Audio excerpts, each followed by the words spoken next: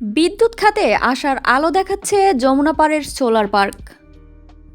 যমুনা নদীর পাড়ে বিস্তীর্ণ অনাবাদি ভূমির ওপর সারি সারি দৃষ্টিনন্দন সোলার প্যানেল, যা যে কোনো মানুষকেই আকৃষ্ট করে। বিশেষ করে বর্ষা মৌসুমে যমুনার উপচে পড়া পানির ওপরে ভাসতে থাকা সোলার প্যানেলগুলো সৌন্দর্যের মাত্রা বাড়িয়ে দেয়। যমুনা নদীর পশ্চিম পাড়ে পরিত্যক্ত জমির ওপর প্রতিষ্ঠিত এমন একটি সৌর বিদ্যুৎ কেন্দ্র আশার আলোয় দেখাচ্ছে।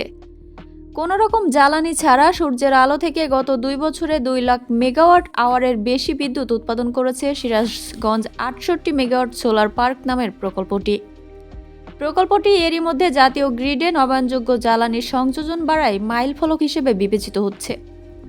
এই প্রকল্পের সফলতায় যমুনা পাড়ে অব্যবহৃত প্রায় 900 একর জমিতে 435 মেগাওয়াট বিদ্যুৎ উৎপাদনের পরিকল্পনা হাতে নিয়েছে সরকার, যা বাস্তবায়িত হলে দেশের বিদ্যুৎ খাতকে নিয়ে যাবে অনন্য এক উচ্চতায়।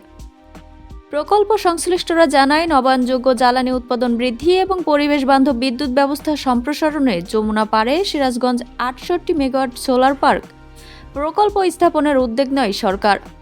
যমুনা সেতু কর্তৃপক্ষের কাছ থেকে 214 একর অব্যবহৃত জমি লিজ নিয়ে প্রকল্পটি শুরু করে বাংলাদেশ ও চীনের দুটি সরকারি প্রতিষ্ঠানের সমন্বয়ে গঠিত জয়েন্ট ভেঞ্চার কোম্পানি।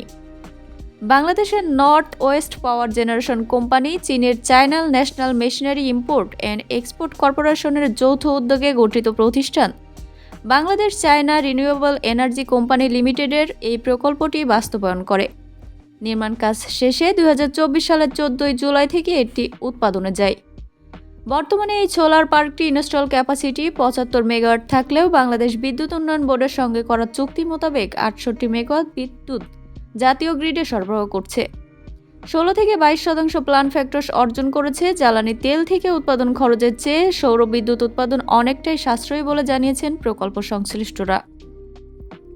প্রকল্প কর্মকর্তারা জানান, বিদ্যুৎ কেন্দ্র উৎপাদনে যাওয়ার পর থেকে এই পর্যন্ত 2,13,343 মেগাওয়াট বিদ্যুৎ অর্জিত হয়েছে এবং সেই সঙ্গে 1,42,942 টন কার্বন ডাইঅক্সাইড নিঃসরণ কমানো সম্ভব হয়েছে। প্রকল্পের সহকারী প্রকৌশলী শাকিরুল ইসলাম বলেন, এই প্রকল্পে মোট 1,56,576টি বাইফেশিয়াল পিভি মডিউল স্থাপন করা হয়েছে। প্রতিটির ক্ষমতা 545 কিলোওয়াট পিক। এছাড়াও ইনভার্টার স্টেশনে একটি 100 এমভি ক্ষমতা সম্পন্ন মেইন ট্রান্সফরমারও রয়েছে।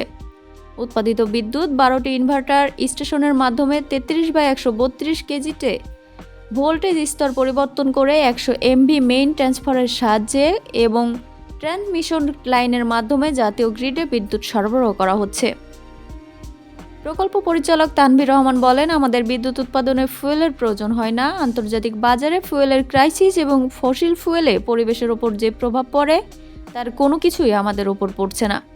আমরা প্রতিদিন 16 থেকে 22% পর্যন্ত পান ফ্যাক্টর অর্থাৎ 3 থেকে 4 লাখ কিলোওয়াট পর্যন্ত জেনারেশন করছি এবং বর্তমান সরকার তাদের নির্বাচনী ইশতেহারে 2030 সালের মধ্যে 10,000 মেগাওয়াট সৌর বিদ্যুৎ কেন্দ্র নির্মাণের পরিকল্পনা গ্রহণ করেছে, তা বাস্তবায়নের লক্ষ্যেই কাজ করছি।